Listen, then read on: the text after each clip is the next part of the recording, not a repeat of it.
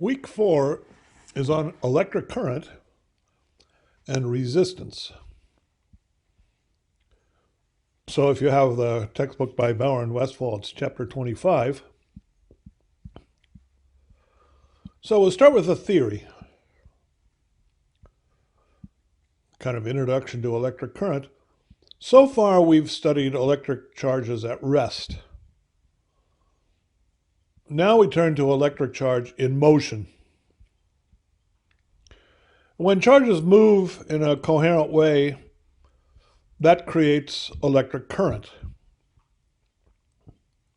Electric currents occur in circuits, and that's the subject of chapters 25 and 26. And furthermore, electric currents produce magnetism, and that's the subject of chapters 27 and 28.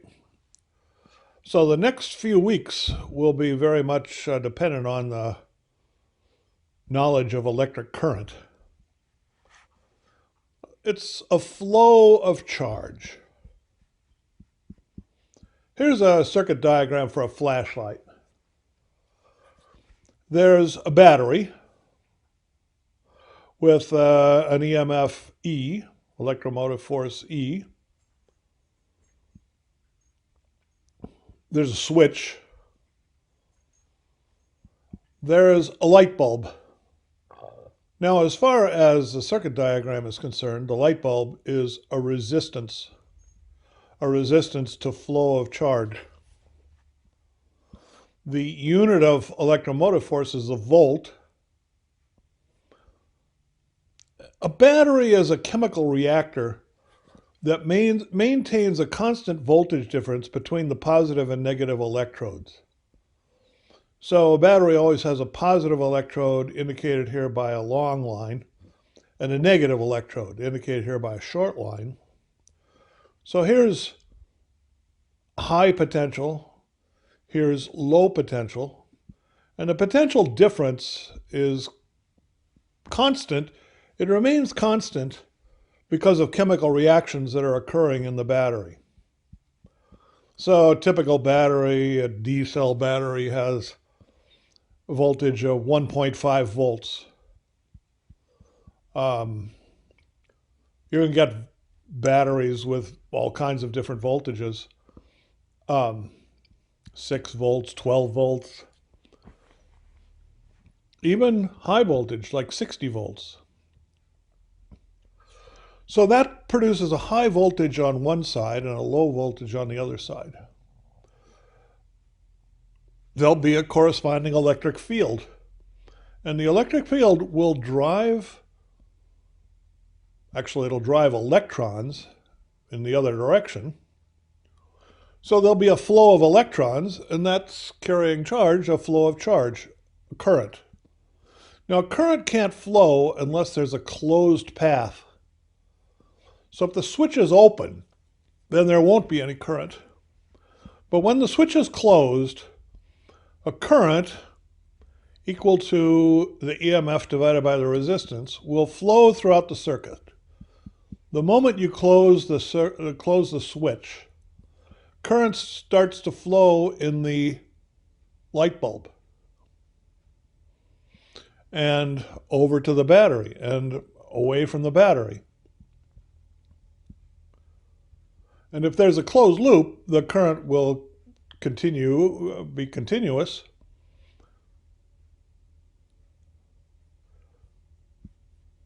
The flow of charge through a resistance causes heating. So the resistor will dissipate energy and become hot. And in a light bulb, the filament of the light bulb will become so hot, reach such a high temperature, that it will emit light. So these are some of the things we need to learn in this week. What's the meaning of resistance? What current flows? And you can always think back to a simple diagram like a flashlight as an example.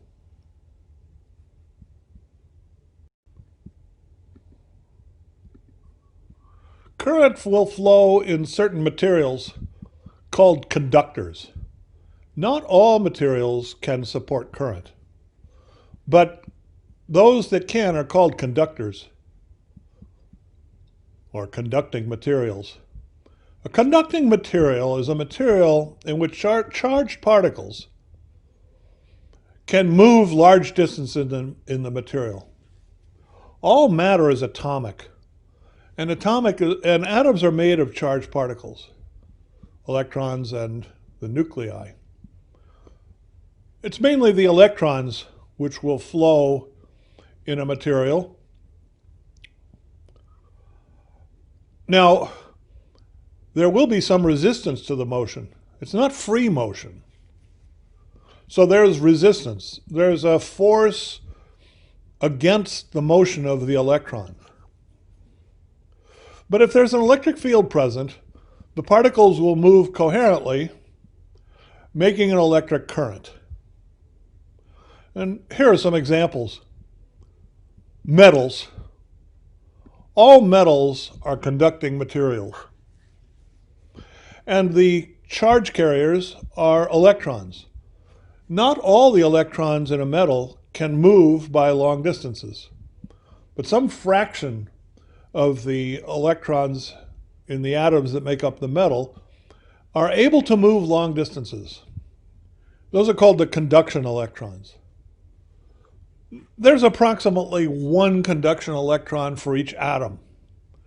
So the other electrons are bound in ions. They're not able to escape from their nuclei.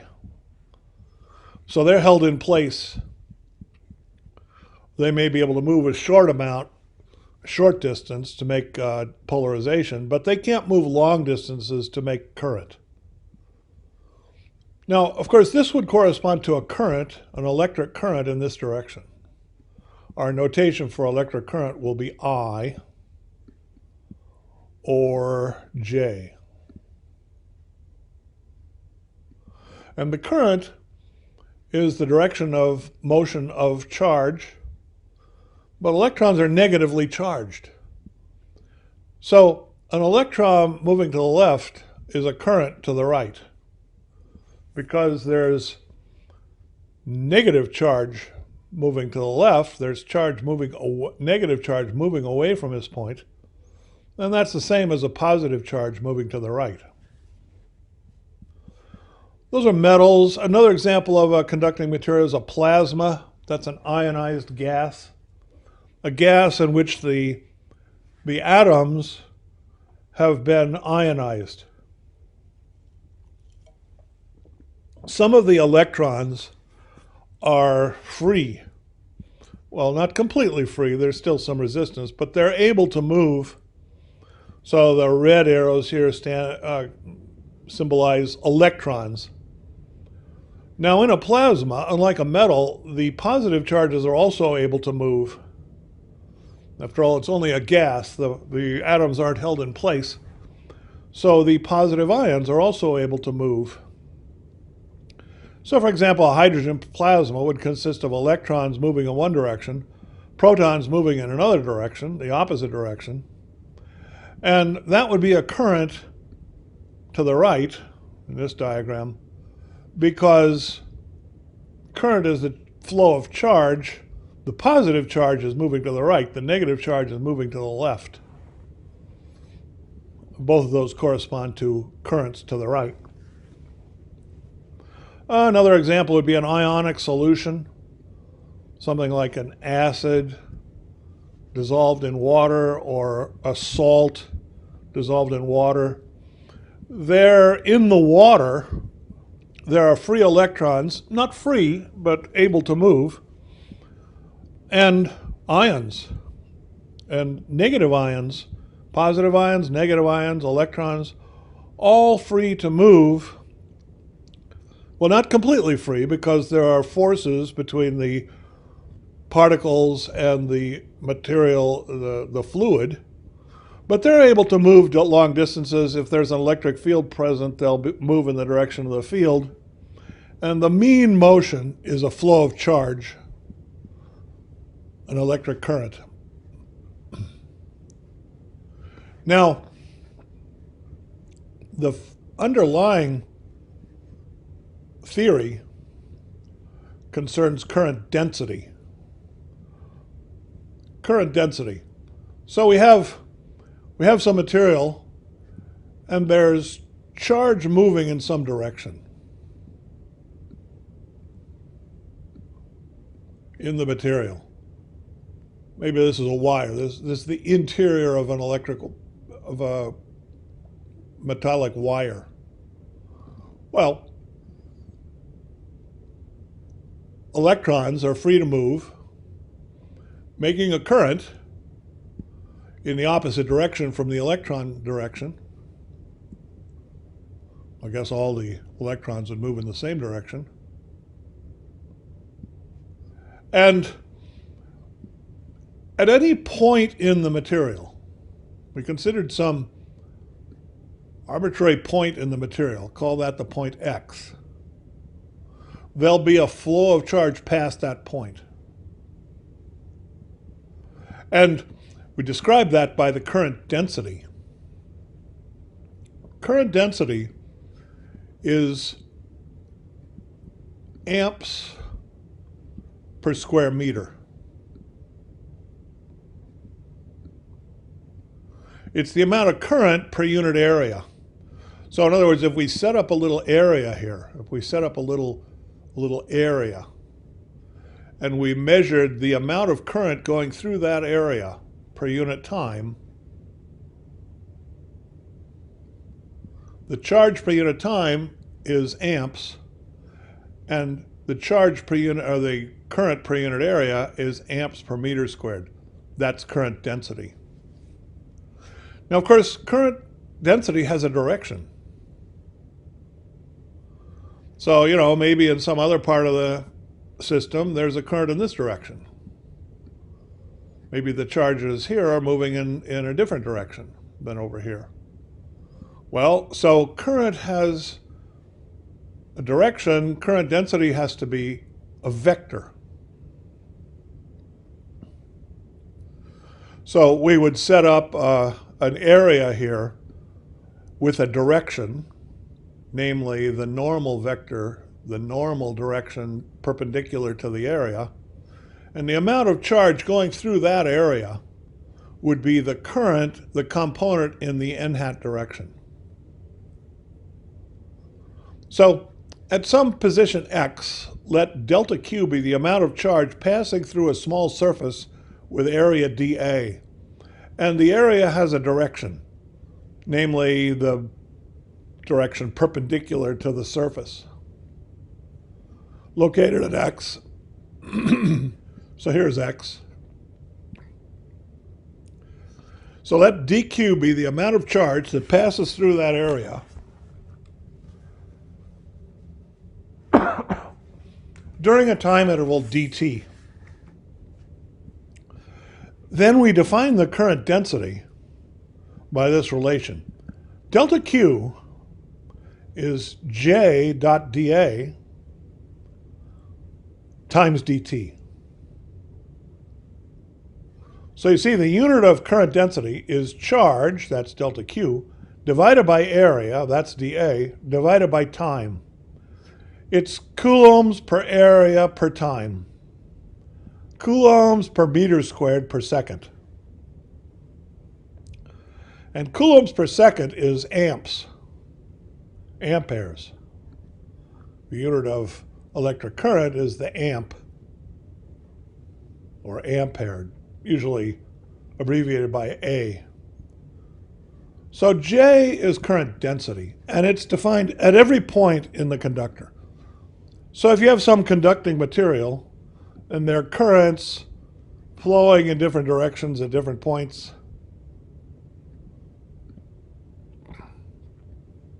at each point, there's a current, which is the amount of charge flowing through an area perpendicular to the current direction. So J is a function of position.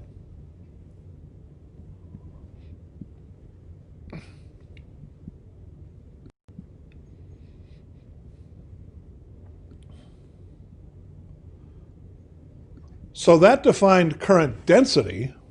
Now how about the current in a wire?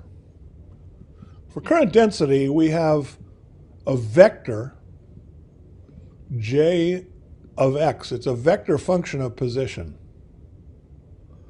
It's the density of current. It's the current per unit area. But how about the current in a wire? Well, our notation for a current in a wire will be I, either lowercase I or capital I. And you should be taking notes during the screencast, but you can also be reading along in Chapter 5. So here's a wire. We think of it as being very thin. And there's a certain amount of current, I. What's I? Well, I is the amount of charge passing a point P per unit time. So I is delta Q over delta T. If the amount of charge going through that point, or past that point, is delta Q in a time delta T, then the ratio delta Q over delta T is the current I. So that's the definition of current in a wire. And in in ordinary DC circuits, the current would be constant along all points in the wire. Now, of course, in order to carry a current, the wire has to be a closed loop. So I'm only showing a sort of a portion of the wire right here. But the wire goes down and comes around and comes back up here to make a full loop. And the amount of current is usually constant everywhere around the loop. So current is dq dt. How's that related to current density? Well, if you blew up the picture, the wire has a certain area. I mean, we typically picture a wire as being something very thin, but in fact, it'll have some thickness. And current density is the current per unit area going through a point on the wire. So that's charge per unit area, per unit time. If I multiply by the area, then I get the charge going through that point, going past that point. So here's some point P, and here's the area of the wire, call it dA because it's fairly small. Well, J dot dA will be the amount of current going through the area. And that's the amount of current going past that point. So current can also be written as current density times the area. Current density is current per unit area. So current density times area gives the current. And if I multiply both sides of the equation by dt, I get dq is J dot dA dt. That was the definition of current density a minute ago. Now, the charge carriers in a metal are electrons. We're going to be mostly concerned with current in a wire, a metal wire. And the charge carriers move around with a kind of mean velocity, sometimes called the drift velocity, v sub d. So we can relate the charge current density, J, in terms of the velocity of the particles that are carrying the current. The charge it'll depend on their charge, and it'll depend on how fast they're moving. But because electrons have negative charge, let's calculate delta Q, the amount of charge passing some point P. Well, each electron has a charge minus E. So there's the charge carried by one electron. Delta N will be the number of electrons that go past that point P. So the amount of charge going past this point is minus E times the number of electrons going past the point. Now, the charge is to the right, but the electrons are moving to the left. So the velocity of the charge carriers, in the case of electrons, will be opposite to the direction of the current. Now, how many electrons pass through the point? Well, it'll be the density of electrons times the volume of electrons that are going through that point. So N sub E is the number of electrons per unit volume, electron density. Delta V is the volume of electrons that are going to pass by the point. So the density times the volume will give me the number of electrons that go past the point. Then if I multiply by minus E, that gives me the amount of charge passing the point. All right, so I have a factor minus E. I have a factor of electron density. That will depend on what material you have. The electron density, it's not all the electrons, it's only the conduction electrons. So it's approximately 1 electron per atom. In some cases, it's 2 electrons per atom. But, it depends on the material. If you have copper, there'll be a certain number of electrons that are free to move, more or less equal to the number of copper atoms per unit volume. Now I have to multiply by the volume. What's the volume that's passing this point? Well, it's the area times the height. Or, I don't know, call this distance x. It's the area perpendicular to x. That'll be dA, the area of the wire, the cross-section of the wire, times the length of wire that make up the electrons that are going to pass this point. Well, that'll be the speed times the distance. And it's not really the speed, it's the drift velocity. Electrons also have random motions due to temperature. But we're really only interested in the coherent motion, so that would be the average velocity of the electrons, the drift velocity. So electrons are sort of drifting along, well, actually to the left. That's actually a rather small velocity. The electrons move slowly in a wire. And we're not really interested in the random motions. As they move along, they're also jittering around, colliding with each other. They have a kind of random motion. It depends on how hot or the temperature of the wire. But that doesn't make up a current because that's randomized. So the volume that passes that point is the area, that's the cross-sectional area of the wire, times the mean distance traveled by an electron, which is the drift velocity times dt.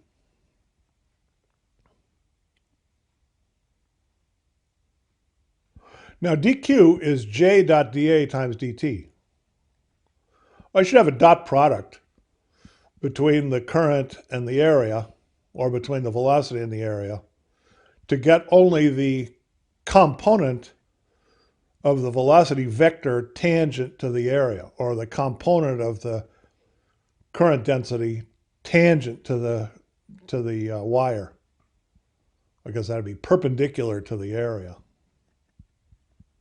All right, well, delta Q was current density times dA times dt. Look at these two equations. I can cancel dt, or look at these two expressions in this equation.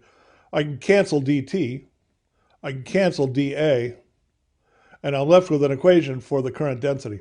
The current density is the charge of the particles that are moving, in this case electrons, negative E, times their density, that's the number per unit volume, times their mean velocity, that's the drift velocity.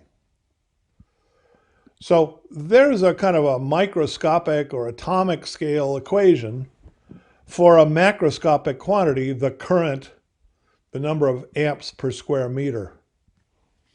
So we have here microscopic parameters, the charge of a single electron, the number of electrons per unit volume, the drift velocity of the electrons. So those are sort of microscopic quantities.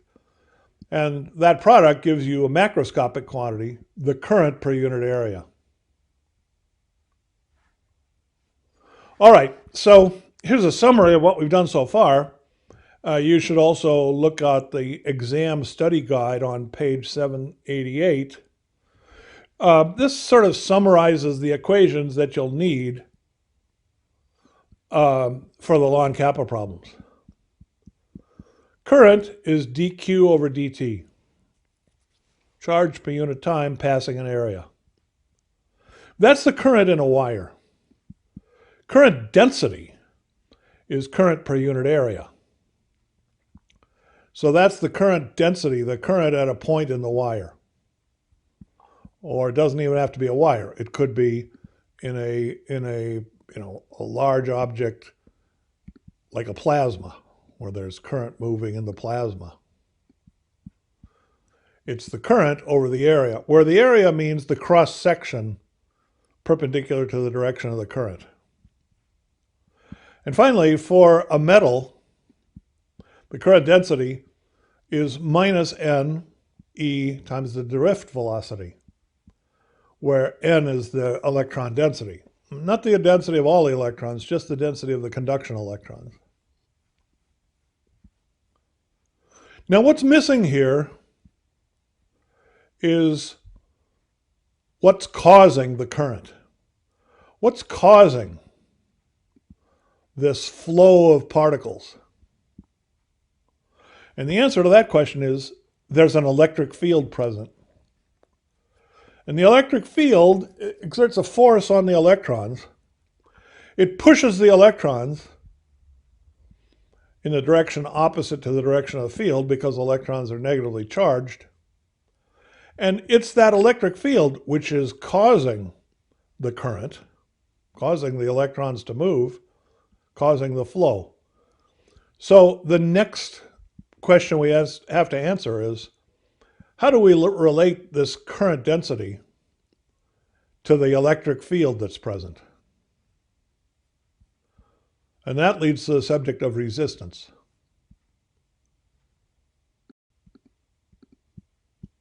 Section 25.3 is called resistivity and resistance. Resistivity is a material property. Its notation is rho. So that's a property of a metal or of a plasma. There's the inverse of that, which is called conductivity, sigma. These are material properties. They depend on what material you're talking about. Usually concerned with metals. Each metal has a value of resistivity. Copper, gold, silver, iron. Each metal has a value of resistivity, and they can be quite different. Or conductivity. Conductivity is just 1 over the resistivity. So the conductivity is just the inverse of the resistivity. It's 1 divided by rho. So that's resistivity, a material property. Then there's resistance. Resistance is a property of a wire, and it depends on the resistivity, but it also depends on the geometrical parameters of the wire, the size and shape of the wire. Resistivity is just a material property. It doesn't depend on how the material is arranged. It doesn't depend on the wire or the shape. It's just a property of the material. But resistance is a property of the shape and the size. All right, so first we have to define conductivity. In most conducting materials, and when I say most, I mean 99.9%, with just a few exceptions. But in most conducting materials, if the electric field at a position x is E of x, then the current density is proportional to E of x. So J of x is charge per unit time per unit area. That's proportional to the electric field at that point x.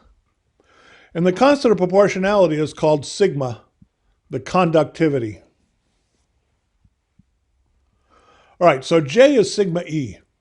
Now, the direction of the current will be in the same direction as the electric field, because after all, the electric field is pushing the charges in that direction. So the current will be in the direction of the electric field. These are both vectors. And the constant of proportionality will be a scalar. That's not always true. In the case of crystals, there can be a tensor conductivity. But for most metals, the kind of metals that we would use to make wires, we can just take the direction of the current to be in the same direction as the electric field at each point in the material. So that's conductivity. Resistivity is 1 over conductivity. Metals have high conductivity. So a small electric field in a metal will produce a large current. Now, 1 over conductivity is resistivity. So that means most metals have a small resistivity. So resistivity tends to have a small number. And you should look at the numbers in table 25.1. Table 25.1 in the textbook gives the values of resistivity for about 15 different metals. And they're all sort of smallish numbers. They're typically numbers of the order of 10 to the minus 8.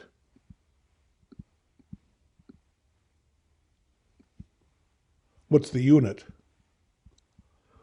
Well,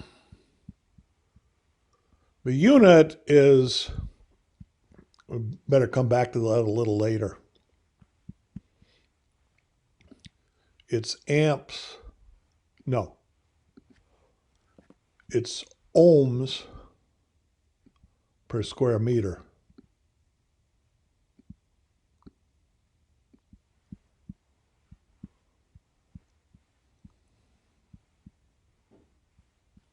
All right, now Ohm's law. This is one way of stating Ohm's law. This is a statement of Ohm's law which is true point by point by point throughout the material. But Ohm's law is really a statement about wires. So this is a microscopic definition, microscopic statement of Ohm's law. The macroscopic statement of Ohm's law has to do with resistance. Georg Ohm showed by experiments, 1827, that the current in a wire is proportional to the voltage difference across the length of the wire. So if you have a wire with some length L, and there'll be a low potential end, and there'll be a high potential end, and the difference in the voltage across the wire, so V high minus V low, that's delta V. Delta V is the voltage difference across this length L. If there's a voltage difference, there'll be a current. And the current flows from high potential to low potential. So there'll be a current in this direction.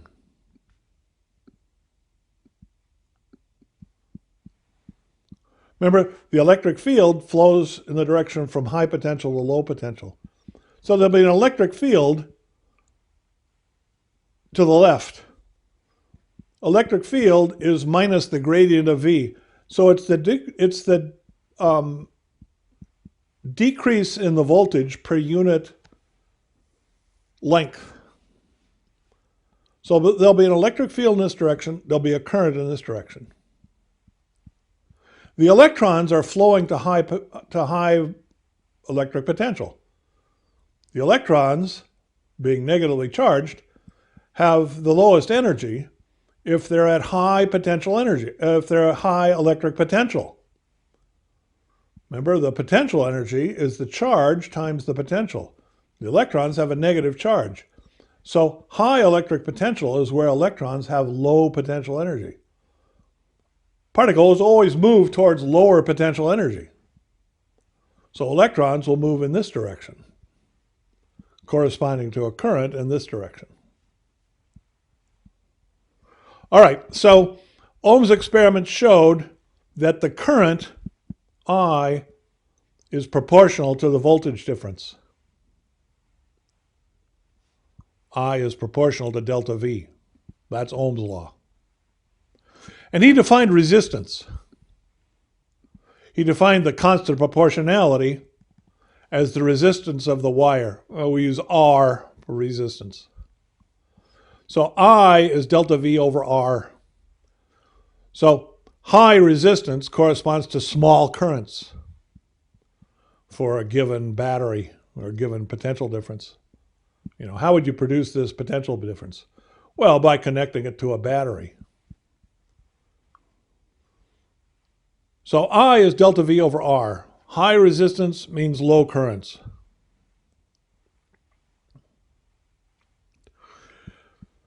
Now, suppose we have a wire with length L and cross-sectional area A.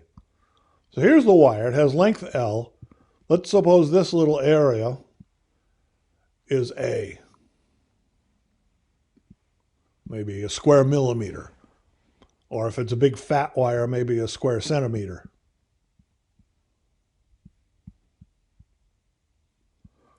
Then we can relate the resistance to the length and the area. Here's the relation we're aiming for. Resistance is rho times L divided by A. So the higher the resistivity, the higher the resistance. And the longer the wire, the higher the resistance. And the smaller the cross-section, the larger the resistance. Resistance is proportional to resistivity. It's proportional to length. It's inversely proportional to the cross-section. Well, let's see how to derive that. The voltage difference is the integral E dot ds. And I guess I have that. Well, you have to think a little bit about the sign. Is it positive or is it negative?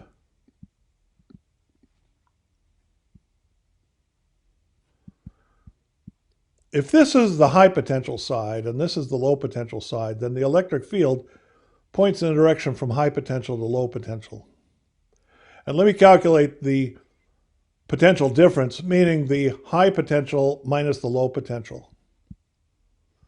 Then I have a line integral in the direction of the electric field, in the direction from high potential to low potential.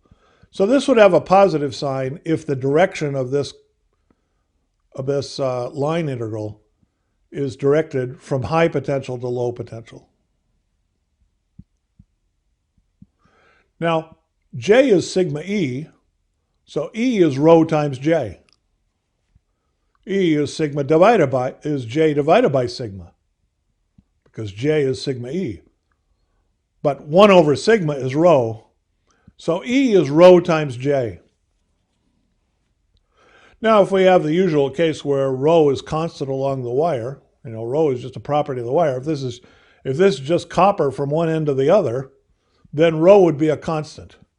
If this wire had a break in it where I had copper on one side and let's say, iron on the other side, then rho would not be a constant. You have to be a little careful about that. But if this is just a continuous uniform wire, then rho is just a constant. You pull that outside the integral. Also, J would be constant along the wire. So I can pull that outside the integral. All I really have is the integral ds. That's the length. So this will be J times the current density times the length. or J, rho times J times L. And J is I divided by A.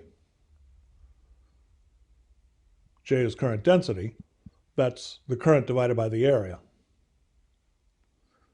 So you see I have the relation delta V is IR,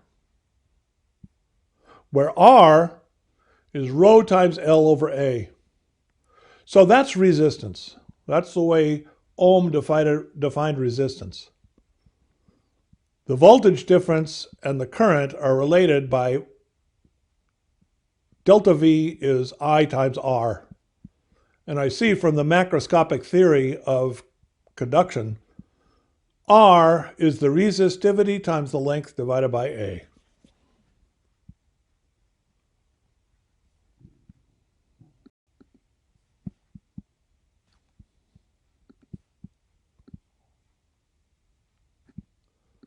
Well, again, I hope you've been taking notes because you're going to need this for the law and kappa problems.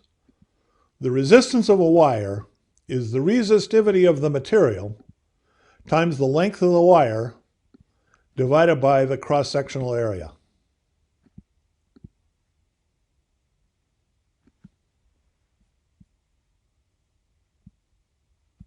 So that's one equation you should have written down somewhere for when you start doing the log kappa problems.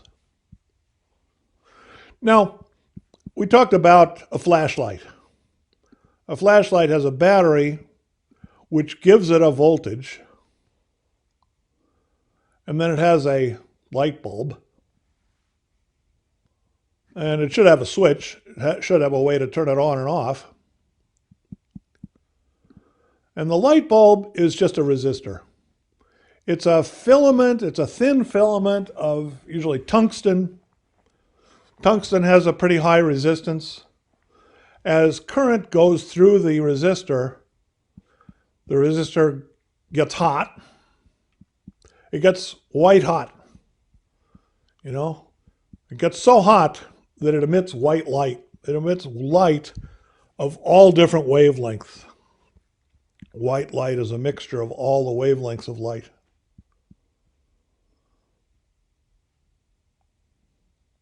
So there's a temperature dependence, and there's a rate of energy production. Well, you can't produce energy. Energy is conserved. But energy conversion. Energy is converted from the energy in the battery to the energy in the light that's emitted. How does that conversion take place? That conversion takes place by heating. There are different ways to convert energies. One way of converting energies is by work. And another way of converting energies is by heat. Heat is work on an atomic scale. So the power dissipated in a resistor is I squared R. That's the resistance of the wire. So that's power. That's watts. That's energy per unit time. All right, now you can have more complicated circuits. You can have circuits with many resistors. And resistors can be combined in different ways. This is what's called a series combination of resistors. You're going along a wire, you hit a resistance. Then you're going along the wire a little further, you hit another resistance. Then you're going along the wire some more, you can have current coming in this direction, current going out in this direction, and the current passes through two resistors. That's called a series combination. The current goes through one resistor and then through the other one. So there's the same amount of current in each resistor. So if we call these resistors R1 and R2, carrying current I1 and I2, those two currents will be equal. Now this combination of two resistors is equivalent to one resistor with the resistance R1 plus R2. So there's an equivalent resistance, R sub equivalent. And for resistors combined in series, the equivalent resistance is R1 plus R2.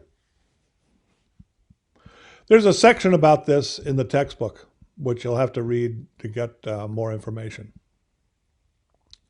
But there's another way that resistors can be combined. They can be combined in parallel. So there's a current coming in at this end, at point A. There's a current going out at this end, at point B. And the current splits at point A into two parts. Part of the current goes through the upper resistor, so that's resistance 1, and part of it goes through the second resistor, that's 2. So we don't have the current going through both resistors.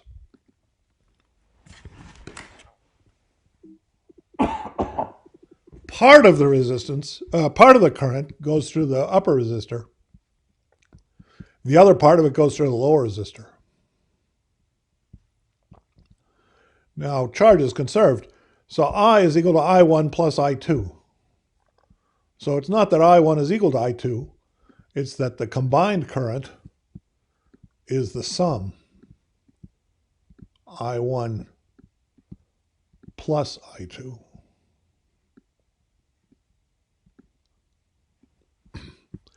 But there is something which is constant across resistors 1 and 2, and it's the voltage difference.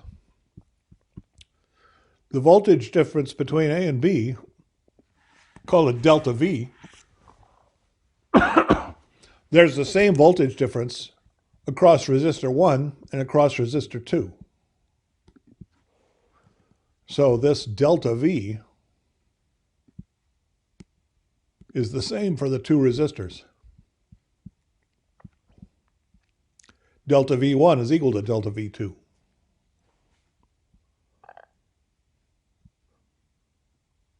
But the two currents are not equal necessarily. But there's, again, an equivalent resistance. There has to be an equivalent resistance corresponding to the current I.